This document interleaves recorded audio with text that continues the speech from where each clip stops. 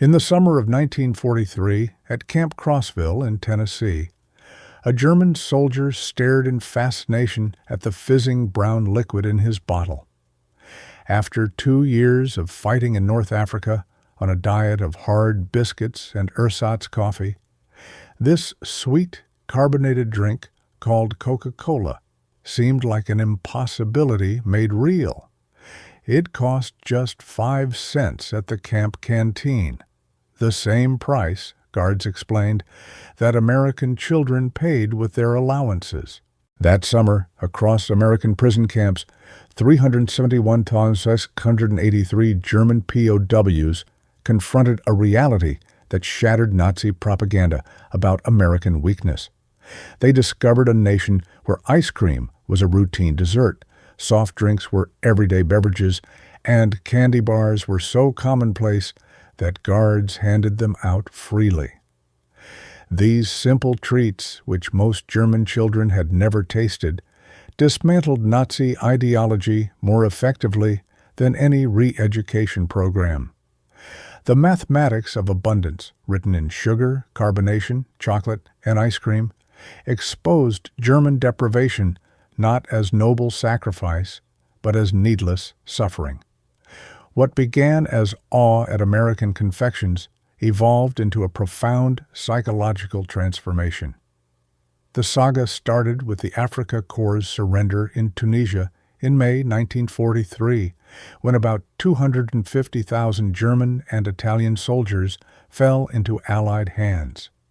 These battle-hardened fighters, who had driven the British back to Egypt under Rommel's command, braced for brutality and starvation as Nazi propaganda had warned.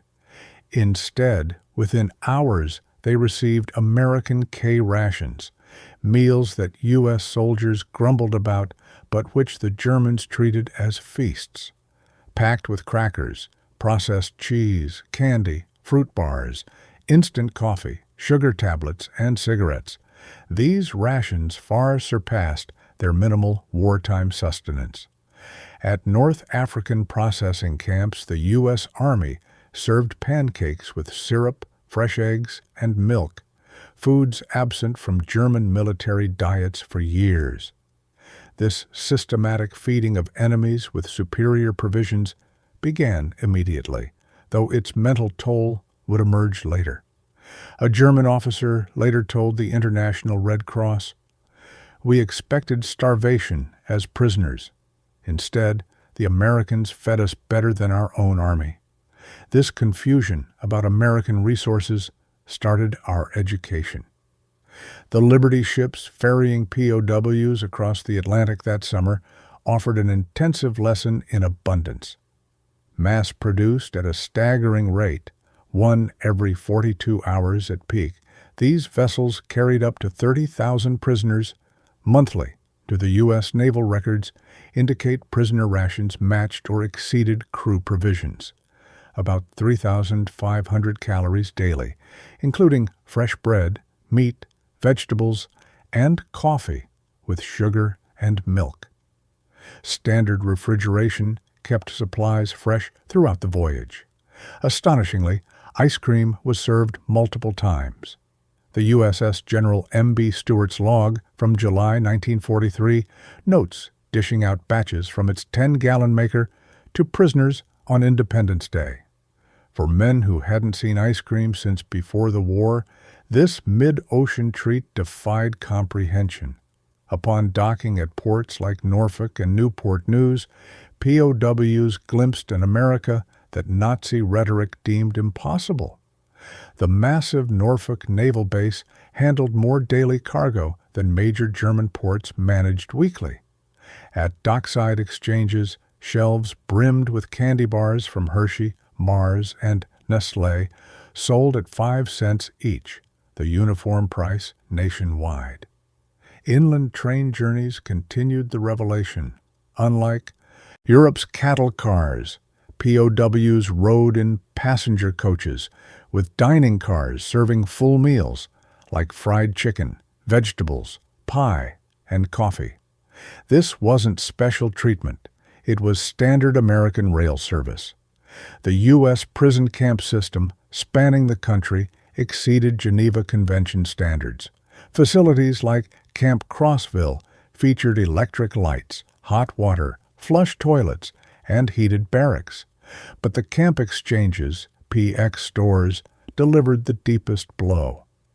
Army Quartermaster records list stocks of soft drinks, Coca-Cola, Pepsi, Dr. Pepper, RC Cola, candy bars, confections, ice cream, where refrigerated, cigarettes, fresh fruit, snacks, and even 3.2% beer. Prisoners earned 80 cents daily for labor, later raised to 1, enough for 16 5-cent items, a bounty unimaginable in Germany, where such goods required connections if available at all. Coca-Cola symbolized American industrial democracy. In 1943 alone, the company produced 5 billion bottles, with military contracts ensuring 5-cent access for U.S. troops worldwide. POWs learned this unfamiliar drink was everywhere. Camps received weekly deliveries of 300 cases, 24 bottles each, with Camp Hearn, Texas, consuming 7,000 bottles weekly in summer. Work details spotted vending machines at gas stations, factories, and schools, where Americans of all ages casually drank and discarded half-full bottles. The uniform taste, from Maine to Texas, showcased quality control surpassing German industry. Ice cream seemed equally miraculous to Germans who hadn't seen it since pre-war days. Yet Army records confirm regular servings in refrigerated camps during summer. Deemed essential for morale, ice cream even prompted specialized ships for the Pacific Fleet. At Camp Shelby, Mississippi, on July 4, 1943, POWs watched hand-cranked freezers churn gallons using ice, salt, cream, sugar, and flavors. The casual use of scarce resources, ice in July, cream and sugar for entertainment food, baffled them. By 1944, many camps had electric makers, offering varieties like chocolate, vanilla, strawberry, and butter pecan, sold as bars, sandwiches, or cups for 10 cents. Larger camps ordered 50 100-gallon weekly in summer. Sugar hit hardest. Rationed to 280 grams monthly in Germany, when available. It sat unrestricted in camp mess halls. Quartermaster logs show weekly deliveries of 100-pound bags used liberally in cakes, cookies, pies, coffee, tea, cereals, and desserts. One incident at Camp Aliceville, Alabama, in August 1943.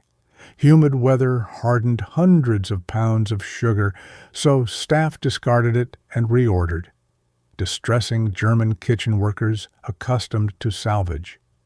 Chocolate patterns revealed democratic plenty. Manufacturers produced millions of bars monthly despite restrictions. The military bought 380 million pounds wartime. Camp exchanges offered Hershey bars, D-rations, and others for 5 to 10 cents. Monthly Red Cross packages added more with chocolate, coffee, cheese, crackers, canned meat, cigarettes, and soap, luxuries exceeding German civilian rations. Thanksgiving 1943 showcased national abundance. All camps served roast turkey, stuffing, mashed potatoes, gravy, sweet potatoes, cranberry sauce, vegetables, pumpkin pie, coffee, and milk. Logistics fed 425,000 POWs and millions of troops worldwide, with prisoners matching soldiers' meals, undermining Nazi hierarchies. Christmas brought civilian generosity. Groups like the American Friends Service Committee sent 50,000 packages of cookies, candy, toiletries, games, books, cigarettes, and paper. Communities near camps like Tonkawa, Oklahoma, and Hearn, Texas, delivered homemade treats, showing mercy toward enemies despite personal losses. As labor needs grew, POWs worked outside camps, witnessing production. By 1944, 100,000 toiled in agriculture and processing. In Michigan orchards, they picked cherries for maraschino garnishes, tons for decorative use. Canneries rejected 15% of fruit for minor flaws, diverting it to feed.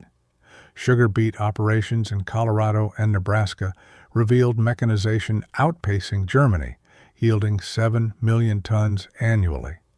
Near schools, POWs saw lunch programs with milk, protein, and vegetables, plus optional ice cream. Diners offered affordable menus: hamburger 25 cents, Coca-Cola 5, pie 15, sundae 25, dinner 65.75, serving all equally, defying German stratification. American media revealed stats: 1944 sugar at 7 million tons, military chocolate 380 million pounds, Coca-Cola 5 billion bottles, 1943, ice cream over 500 million gallons, milk 19 billion pounds. German equivalents were rationed or non-existent. By late 1944, POWs sent 11 million parcels home via Red Cross, chocolate, coffee, cans, reversing aid flows and undermining Nazi myths. American rationing, 2 pounds sugar monthly, 28 ounces meat weekly, dwarfed Germany's with 1944 per capita sugar at 74 pounds, 10 times German levels. Soft drink variety, Pepsi, Dr. Pepper, etc., highlighted market abundance impossible under Nazi control. In spring 1945, newsreels of GIs giving candy to German children and sharing rations with camp survivors sealed the shift. Repatriated in 1945-46, POWs returned healthier, often heavier, to starved families, bringing packages as treasures. They advocated for the Marshall Plan, knowing American prosperity enabled rebuilding foes. This transformation, per historian Arnold Kramer, stemmed from abundance demolishing superiority myths. Stats underscore it.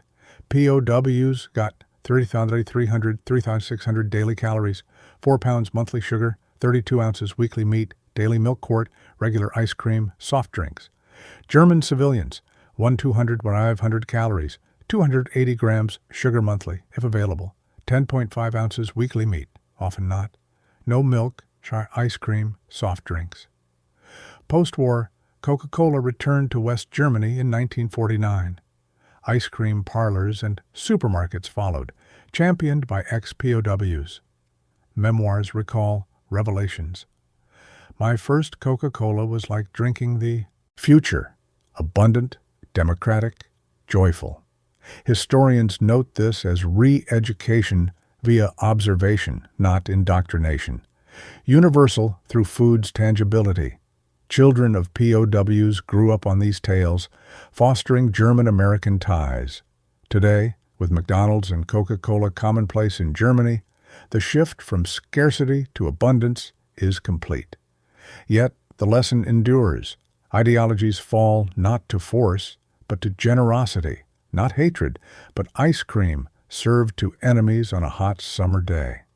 These POWs, tasting democracy's sweetness, became its ambassadors, transformed by abundance that fizzed like freedom.